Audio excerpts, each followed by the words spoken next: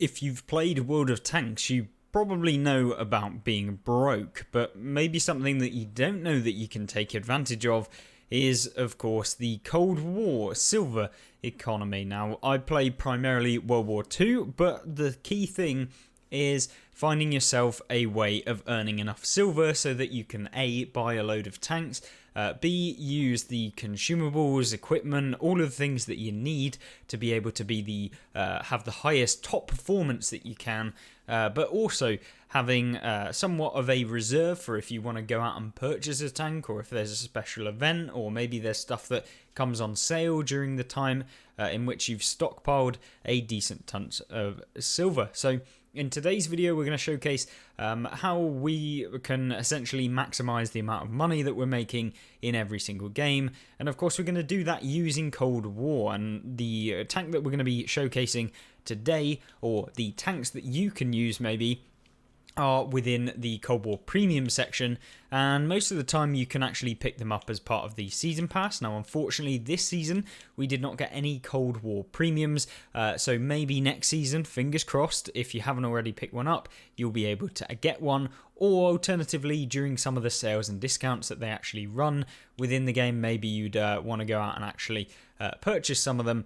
But either way, the key thing is that you do take advantage of the Cold War game mode, because even me knowing that I'm not a particular fan of Cold War, I can use it to make tens of millions of silver if I really need to, and that's what we're going to showcase. So how can you do it? Well, the best thing to do if you've got a ton of premium Cold War vehicles like I do is to check which one has the best silver earning potential. Now, there are multiple things that you can do to ensure you get the tank that has the maximum amount of silver that you can earn per game, and that is down to checking each individual tank by looking on the statistics page. So how do you get there? Well, all you have to do is click on the tank, click on customize, and then go to detailed statistics using Y, or I think it's triangle on PlayStation.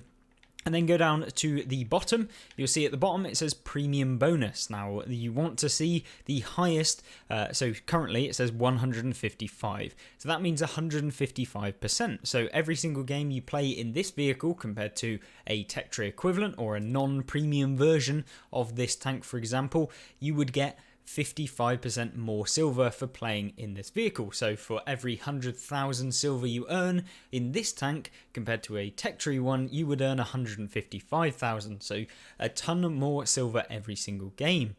But that isn't the best one, because there are tons and tons of premium tanks and they all have different ratios as to how much they earn. Now, the best one, in my opinion, from what I can remember that I have, is looking like the T55 Enigma, I believe, which ends up with 165% silver bonus. Now, there are better ones. I believe that there's some that even go up to maybe 75% extra silver.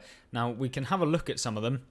I believe that the TCM might even have a decent chunk of bonus. I don't know, maybe it's the minimum, but there are tons of tanks that you can take advantage of. All of them have different bonuses, all of them provide different changes to how much silver you can earn in every single game. You can see here a lot of them being 160%, some of them being 150, some of them being 155, but the one we'll showcase is the Enigma. It's a super easy tank to play.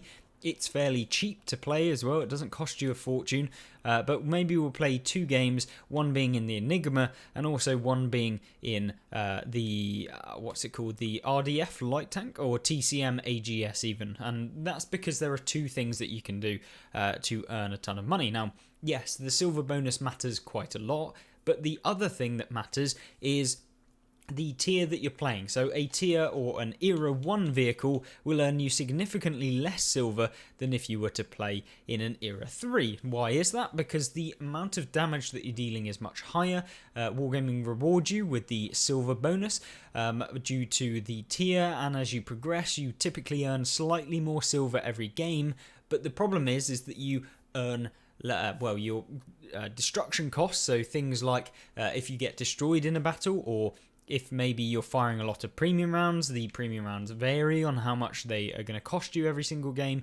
So you have to be aware that, you know, if you're a very good player, playing in Era 3 is the better option, because what you can do is you can deal a lot more damage without receiving as much, and so maybe tier for tier, you're going to end up with more silver, even though maybe a tank like this has less silver earning potential, but you can actually end up with more silver because you're playing a tier 3 vehicle, or an Era 3 vehicle I should say, and so yeah, there's those sorts of things that you can use as well. But without further ado, let's actually stop talking about it and actually go and do, because yeah, I feel like it's something that everyone should try and do within the game, or at least use to their advantage. Now we'll load up some premium rounds just in case, but other than that, we'll jump into the game and I'll catch you there. One thing that I forgot to mention is actually the boosters as well. So if you have been playing the Season Pass, I'm sure you have a ton of ×2 silver boosts, or ×1.5, or ×1.25. Now these are really, really crucial, and I highly recommend you always save these for when you play your Cold War vehicles, because why? The base amount of silver that you can earn in these is much higher. So save them for the best kind of base experience or base silver games that you can have, and therefore you're going to end up with more silver overall. We'll jump into the game and I'll catch you there now. Now, we've talked mainly about the fact that you can earn a lot of silver from just the kind of garage perspective in terms of kitting out your tank and doing all of the things that you can, but what about performance in game? Because there are a few things that you can do if you're purely focused on earning silver. Now, granted, the better you do in a game, the more likely you are to earn more silver. So, you know, if you have a 20,000 damage game, I'm sure you earn a lot more silver than if you had a 2,000 damage game. But, you know, that is basically self-explanatory. Anyone will, with any basic understanding of World of Tanks, will understand that you should probably get more silver for actually winning. Now, can be sometimes not the case because of the fact that you may be firing premium ammunition constantly throughout the entire game, which can cost a ton dependent on how much the ammunition itself costs, but also you can kind of improve the amount of silver that you're earning based upon what sort of things that you're doing in the game. So one of the easiest ways to gain silver from a game is to not just use your tank as you would typically use it, but you can also go for assistance damage. Now, why do you say go for assistance damage or have some ability to get spotting damage? Well, it's because of the fact that essentially you're not firing a single round. It's not costing you anything to get assistance damage within World of Tanks. So you can quite easily sit here, for example, and if you spot someone, you get assistance damage. It's costing you nothing, but it's earning you silver, because assistance damage counts towards XP. Silver is based upon both XP and various different things that you do within the game. So these are all things that you can use to your own advantage and kind of decide and choose during your gameplay what you want to do to come out with the best silver amount possible. So these are stuff that I will always do on mine, and I highly recommend you guys also think about this when deciding what you want to do as well. So you can see here we managed to pick up a kill, and picking up a kill, this is also a brilliant thing that you can do to earn a ton of silver. You can also go for tracking shots. Now you're seeing here that we actually spotted the opposing team, and you see me going for the tracking shot on the FV4201. Now we can't seem to get that, but we do indeed actually miss there. So these are things that you can do yourself, and I'm sure it's like comes to no surprise to most of you, but if it does, then at least you've had some benefit from this video. So you can see here the M60 just YOLOing in, and from this point we can just farm him from the back, and we can follow him down, we can just be a nuisance, and of course he's not realised that we're here. We'll ram him, and then hopefully he's going to bounce, which he does indeed. Well, didn't even get to fire, so perfect. We picked up 2,400 damage, and that is going to guarantee us, you know, at least to be able to break even, essentially. That's how easy it is. We'll probably make 100,000 silver if the game ended right now. Probably make 100,000 silver. So you know, a very, very easy, very quick way. And if you compare it to World War II, you know, you have to have a fairly solid game to be able to pick up 100,000 silver in a premium tank, considering the only premium tanks are at tier 8. So yeah, it really depends on kind of how well you're thinking you're going to be doing in World War II compared to Cold War. If you're absolutely terrible at Cold War and useless, then you probably end up with the same amount of silver as if you have a fantastic game on the actual game mode on World War II. But for example, if you think that you can have an okay game on Cold War, then you're going to earn significantly more XP, you're going to earn significantly more silver every single game, and so yeah, you're just going to generally come away with a lot more potential to earn money. So this is stuff that you can use yourself, and hopefully you do, to earn a lot of money. Now, you're seeing here, we're going to go for the Type 79's tracks. We're then going to get behind the cover. Hopefully he overexposes himself. He then tries to take a shot at us, and we're of course just going to angle towards him. We're going to put a round into him and keep doing it, and now he's going to be put into a horrible position where he's got to go. And unfortunately for him, we retrack him. There is a light tank coming up from behind who, unfortunately for us, does actually pen us. It's of course the Sheridan, which is not a fun tank to come up against, and we may even get taken out at this point. But the Sheridan looks like he's just basically perma-spotting us, which is really annoying. And actually, he's going to come back around to try and get a shell into us, and he does. So, even in that game, unfortunately, Wargaming removed the feature to see how much damage you did before you got taken, or after you get taken out. But either way, we will have guaranteed ourselves some silver. Now, we'll jump into another gameplay, because the ultimate thing, if you want to earn as much silver per game, or as much silver in a period of time, is to not faff around waiting for the game to end to jump into a tank. And if you have 2 premium tanks, then I highly recommend you do just jump into the next one straight away, and that is exactly what we're going to do, because I am down to 11,000 silver on my account. So the whole point in doing this video is to showcase that, yes, even I run out of silver, and so I have to go in and play some premium tanks.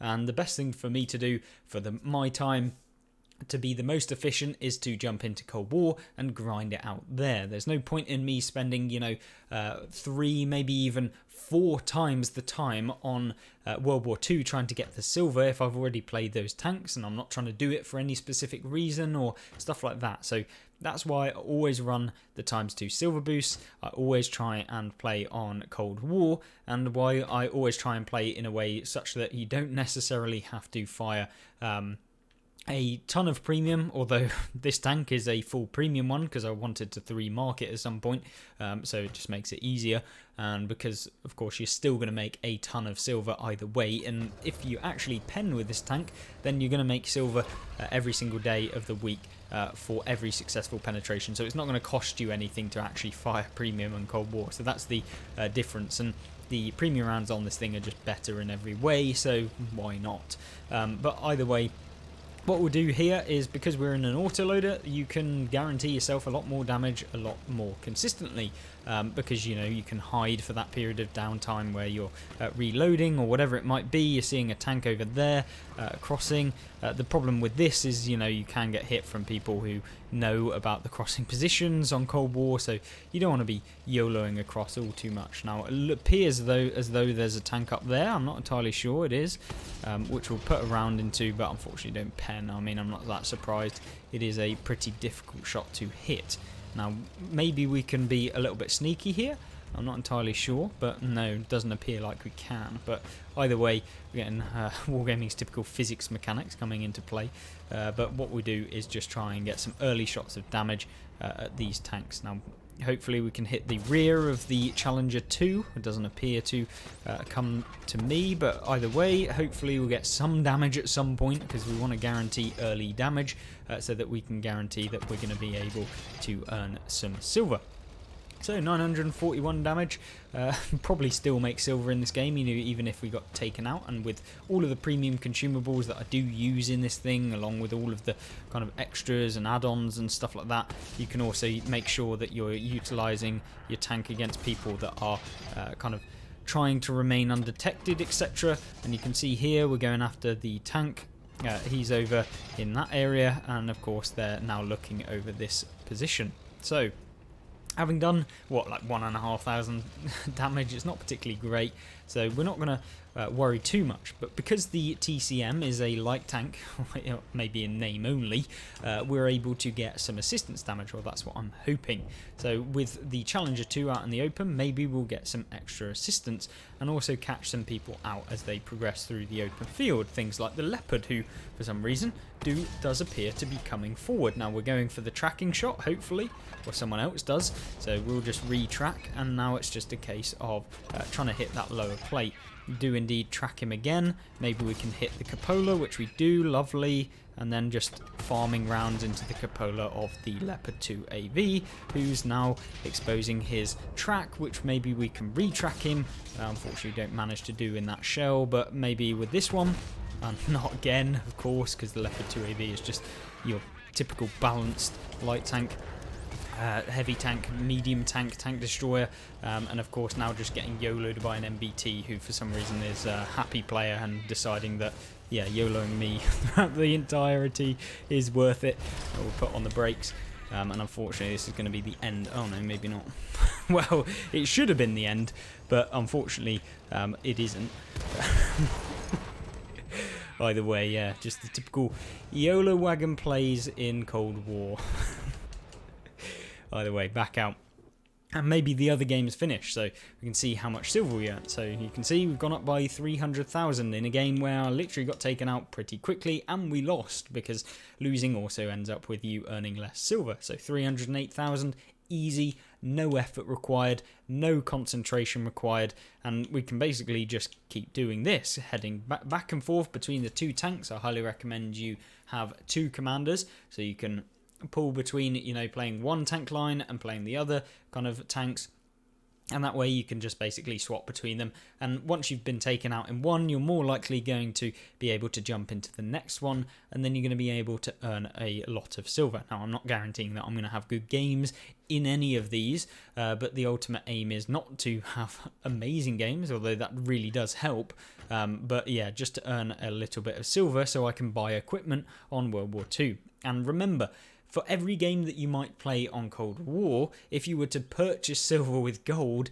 you'd be saving an absolute fortune, because I believe 10 million silver is equivalent to 15,000 gold. So what do you do with 15,000 gold? Do you go and, or 12,000 gold, or whatever it is, 15,000 gold, 10,000 gold, or do you go and buy 10 million silver? Well, no is the answer. I'd much rather buy a premium Cold War vehicle, go out and actually play the tank and play it every now and again to earn, you know, 300, 500, 400,000 silver every game, and that way you're going to be able to earn a lot more silver over the long term, and of course it's not going to hurt your bank account anywhere near as much as constantly buying 10 million silver. And once you have the premium tank, it's there forever. You're never going to actually have to go and repurchase another one if you don't actually mind playing the same tank over and over again. Of course, if you get bored, you can always do that, but it's not a necessity whatsoever. So this is stuff that I learned from playing, and of course I just want to make it as easy as possible for you guys if you are finding yourself in a bit of a silver problem, or if you are wondering what the best thing to do with earning silver is. And I've seen a few comments, you know, where people are like, what do I do? How do I earn as much silver as possible? Do I have to constantly play premiums on World War II? And the answer is just no, you don't whatsoever. So that's what I've been doing, and I highly recommend you guys do too. You can see in these sorts of games, I'm just trying to play pretty aggressively. I don't really care if I get taken out, other than the fact of, you know, my own ego or whatever you want to call it. I'm just literally playing to get as much damage as quickly as possible early on, and I'm not talking about YOLO festing, you know, like YOLOing around corners and just hoping that you don't get penned and whatever, because you still have to have good games, you just don't have to have exceptional games. So that's really where I've been moving forward with my own gameplay in Cold War. I'm not that bothered about grinding through. I'm not that bothered about, you know, lasting until the very last tank in the game, because at the end of the day it's just only affecting my silver earning potential in the game. So I don't bother with trying to focus all too much on that. But Key thing is just to remain alive as quickly as for as long as possible, but don't be too worried about if you get taken out too quickly or whatever it might be, and just always try and focus on trying to get some assistance damage at the same time. So these are all things that I found to be super helpful, super quick for you to do, and with very little effort, like absolutely no effort in fact. And you can see here we've picked up 1200 assistance damage, which is nice, and that's just allowing us to get even more money. So, love it. It's just the ultimate pinnacle of what you want within World of Tanks. So, what do we do now? Well, we need to get rid of this T-72. It's just being a nuisance sat over in the corner area. I hate that little spot. The fact that Wargaming introduced it is just annoying. I mean, it's just such a campy little spot that you can sit in for the entire game. But either way, it's there. We need to take him out, and so with the AMX YOLOing in, not entirely sure what he was intending there, but maybe when this guy pulls out the next time we can punish him really badly. And of course now he's deciding he's just going to YOLO out of the position and probably get taken out pretty quick. So we go for the tracking shot. We don't manage to do it. But that doesn't matter all too much. We'll just go for the lower plate now, or the tracking shot, which we do. Could have probably finished him. Of course, remember, destroying an opponent gives you even more silver, which is nice, and of course just trying to work your way towards getting XP at the same time. So 2,500 damage, not bad. 1,200 assistance, not bad at all. And then it's just a case of, can we get this Mobat out of the game? Just trying to fire at him, get as many rounds out of your tank as possible before you get taken out. Now there's someone probably up in the bushes. You saw that there is a round coming in, probably somewhere over there. Don't quite know, can't see him. Cold War being Cold War, you know how it is. Now, appears like there's not a lot we can do at this moment in time, other than kind of just try and crest the ridge and hopefully get some assistance. People bouncing off of us, lovely. Now, what can we do? Kind of a little bit bored. Want to make sure that we're being at least active somewhat in the game. So I might just YOLO, to be honest. I'm sick of people camping. So there we go.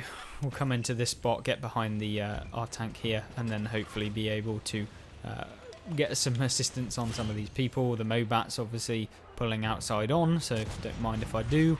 Take a little bit of your health. Mobat's now coming from the side, so hopefully we'll be able to track him and deal damage, which we do, and we bounce the round, which is lovely. Can we retrack him? Yes, we can.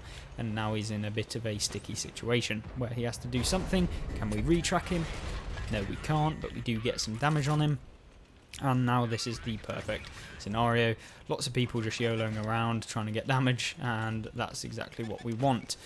So you can see here another shell into the Mobat, just continually firing in the game, just being aggressive, getting some assistance, and all of that jazz is just going to be where you're going to have the biggest impact. You can see here the Mobat just literally auto-aiming by the looks of it, and hopefully we can finish him off with this next shell, and we do. Lovely. Perfect. Team is not looking like it's a guaranteed win, which is a bit surprising. So I'm a little bit reluctant to just YOLO. Maybe we can pull back down the ridge and get away with it in that way. So I think I'm going to... Well, that was happy. Doing my own happy plays. Brilliant. Either way, doesn't matter.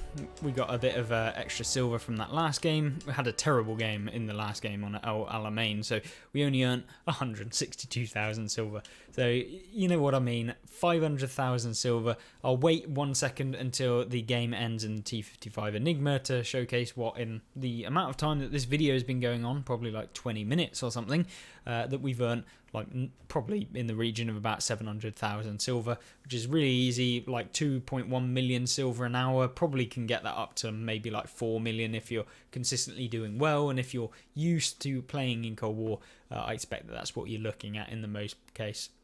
So the game has finally ended, and we managed to earn 430,000 silver. So really easy, you know. The damage game was a fairly okay one. I mean, it's nothing absolutely out of this world or anything like that, but even on a defeat, 430,000 silver for 8,600 combined damage. I believe we came top, so, you know, still a really good result. But yes, so easy to earn money on this game mode, and we've made 1,000,000 silver pretty much from 3 games. So, and though the first 2 were pretty mediocre, and the second one was definitely an absolutely rubbish game, so the fact that we've earned 1,000,000 silver allows me to now jump back over onto the main World War II game and then kit out some of my tanks, or go out and purchase a load of them, as you can take advantage for the last time, or the kind of last couple of days worth of sales on the tech tree vehicles that are within the game. They're all 30% discount on silver, so now is a brilliant time to go out and buy them if needs be. But yeah, really enjoyed jumping in and playing some Cold War, and of course it's not that common for us to jump into Cold War, so hopefully you enjoyed the video and hopefully you can take advantage of this as well. Thank you very much for watching, and I hope you join me back in some of the videos coming soon. If you want to check out some other videos though, check out this one on screen on the left. Is an amazing one in the Foch, showcasing both of the guns and what's good and bad about the tank, and it is a brilliant one in general. And then on the right hand side there should also be a gameplay and tank reviews playlist, so you can have a look at those as well, which cover tons and tons of tanks in. So yeah, thank you very much for watching, and I'll see you in those. Goodbye.